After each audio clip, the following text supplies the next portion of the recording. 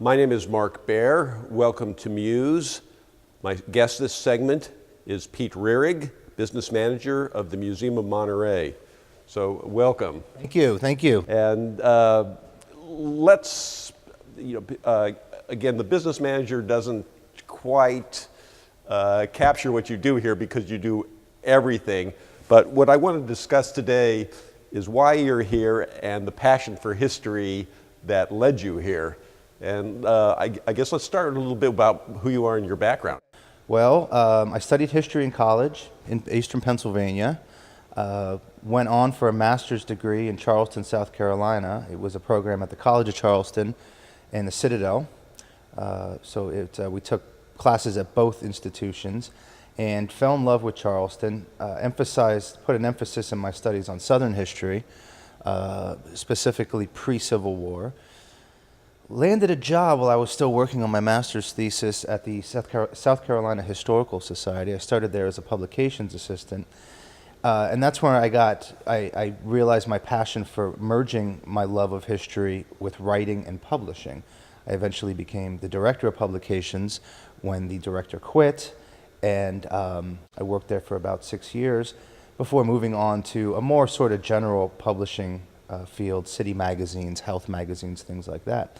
Moved to Monterey 4 years ago, just started my 5th year here, and was freelance writing for the first couple years. Did some history writing as part of my freelance writing gig, and started here just over 2 years ago. Wanted to get back into a museum, a history setting, context. It was something I really missed. And 2 years later, here I am, a business manager, bug killer, light bulb changer. I do some exhibit design. Thankfully, I do a lot of the writing and editing for our marketing materials and things like that. And of course, I head up our new rental initiative, which is only about a year old, which is about widening the exposure of the museum through a series of rentals, whether it be a wedding rental or something more specific, trade shows. It helps us, it helps the organization financially, and it gets people in here, which is the most important. One of the things about the museum is, I always like to mention Tom Hood, our architect, former board president, and exhibition designer here, who has designed, as you can probably see behind us, everything on rollers so that it moves, it's easy. This gallery alone can be configured in so many different ways for so many different uses. It's really amazing. Tom did a fantastic job of just making it easy and very accessible. So one of the events that we had here recently was the National Council for Public History, and we had 200 people in this gallery. I couldn't imagine a better fit for a rental than the NCPH. This is a group of mostly academics, but also museum institution people from around the country. And the goal of this organization is to make history accessible to the public, make it dynamic, get people interested in it, take history out of the halls of just academia, and let people know that history is more than facts and figures and numbers and things like this, that it's happening every day. And it was a great group of people to have here. That it matters.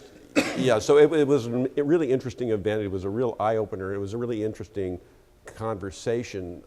And one of the things that came out of it is that there isn't a lot of conversation, even in their institutions, about what history is, and that the past informs the future, or the past informs the present, and the present informs the future, and that history is a living, breathing thing that has consequences, that has real importance to the community beyond just the tourist dollar, but it has real impact.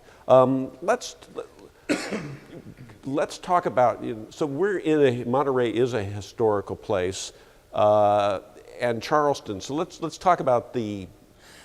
Charleston and Monterey have a lot of similarities, as I'm learning.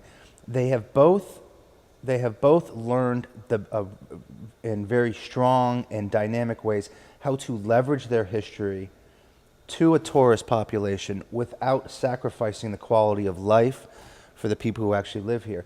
And MHAA, Monterey History and Art Association, started this process back in the 50s and the 60s when they came up with the idea for the Path of History. Anybody walking through downtown in Cannery Row sees the little emblems that are cemented into the sidewalk. This was really a genius thing. It brought people, it's literally a path to all the old adobes, to Colton Hall, to the old jail. Colton Hall, of course, is where California became California as we know it today, where the charter was signed, the state charter. It shows that people that Monterey is more than about the history of sardines and fishing. It's more than about the tourists coming in from the Central Valley to get their clam chowder or take a whale watching tour. Those are all well and fine things. But a city cannot be just that. It needs to showcase everything. When I was with the Historical Society, I was tasked every month with writing an editorial for the magazine I was publishing. And one of my editorials in discussing what South Carolina history is I compared it to a series of very small little streams or brooks that all kind of converge and they all come together to form this one mighty river. And that mighty river becomes a history, whether it's a state or a town or a city. That river is history. Here in Monterey, we have Mexican heritage. We have the Spanish influence. We have the Native American. We have the Italian, the Sicilian, the Portuguese whalers. These are all little streams that came together to create what we know as Monterey history today. Let's talk about Historic Monterey, because you're also involved with that. I'm the rep for MHAA on the Historic Monterey. Historic Monterey is a relatively small consortium, Monterey State Parks, ourselves, and the city of Monterey right now. And it's sort of meant to be, to put it in web parlance, a landing page for all things historic in Monterey. And they're in the process of really, we all are in the process of, they're launching a new web page, getting new brochures out there. The most popular, I learned this the other day, the most popular brochure map that is picked up by tourists in this town is actually the one that Historic Monterey publishes every year. It is the go-to map for finding all the historic sites throughout town, and that's really an eye-opener when that's what people are picking up. They're not picking up the whale watching necessarily or the go to Cannery Row. They're picking up the maps of history. So what would you again, if you were running the whole, what do you tell them to make it more robust? My big impetus has been to get the local community more involved. The tourists who come here for history don't have a lot of trouble finding history. It's all around them. They don't have trouble finding the resources. What we're doing a really poor job of in this community is making the local populations, the people who have lived here, whose families have lived here for decades and decades and decades, realize the gravity of what's around them and get them truly interested and truly vested. At the museum, that's been part of our mission, to try to do the history. And again, we are the only museum here that does the, we do many things here at the Museum of Monterey, but we are the only place that holds the history. That's absolutely true. Colton Hall does have a very fine small museum, but they their museum has a focus that's very much on the fact that Colton Hall is where California began. So you get a very nice but not so comprehensive view of all of Monterey history at Colton Hall. And there are a couple other little sites around town, but yes, we are sort of the landing spot for with a little bit of everything. As you know, all nonprofits are struggling. You probably had these same problems in South Carolina. But, and again, our job here is we're always asking people for support and money, and, they don't want to hear it, but it's necessary. Why do you think history is so important? What would you tell people why it's so essential? Well, there's that old saying that the man who forgets the past is doomed to repeat it. I'm not sure I necessarily subscribe to that, but if you don't protect and preserve your history, when you move into the future, what are you working off of? It's like an artist today. How hard is it to be an artist, an oil painter, a watercolor, without somehow having as an influence the masters who came before you? Very few artists today create something that has never been done before. We have this, it's just built in, it's ingrained in our DNA to act upon and to always have this influence of what came before us, whether it's art, whether it's history. So how do you can't exist in a vacuum, and Monterey can't exist in a vacuum. And if we're moving forward, how can we move forward without remembering the past? Again, here at the museum, we feel really fortunate of some of the great stuff we have in our collection. I know it excites you as well. It's so wonderful up there. I encourage everyone to come here. We have, again, a little bit of everything.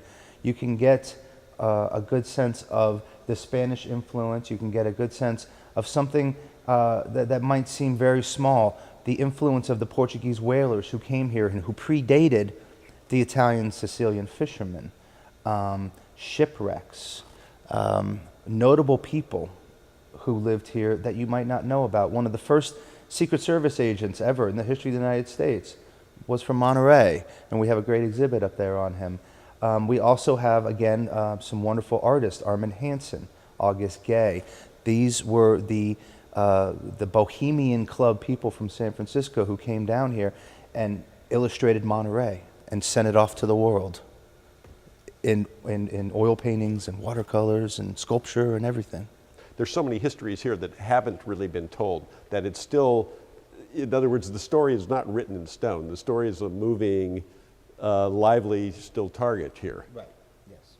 And I guess just in closing, what would you, if we could be doing anything, what would you like to be doing here? I would like to be doing more lecture series. Historic lecture series. We do a lot of great lectures and presentations and PowerPoints from artists and musicians, and that's all great. I would like to see a more comprehensive and robust lecture series where we bring in historians really from all over the county and get them all to lecture on a very specific topic. No, we do have tall ships coming up. We do have tall ships coming up on the 14th, and that's from Revolution to Constitution. We'll have a tall ship here that will be right down at Fisherman's Wharf, and we'll have a series of panels describing, how the United States started in 1776 and the years that through the war until the Constitution was finally signed in '83. Pete, thank you.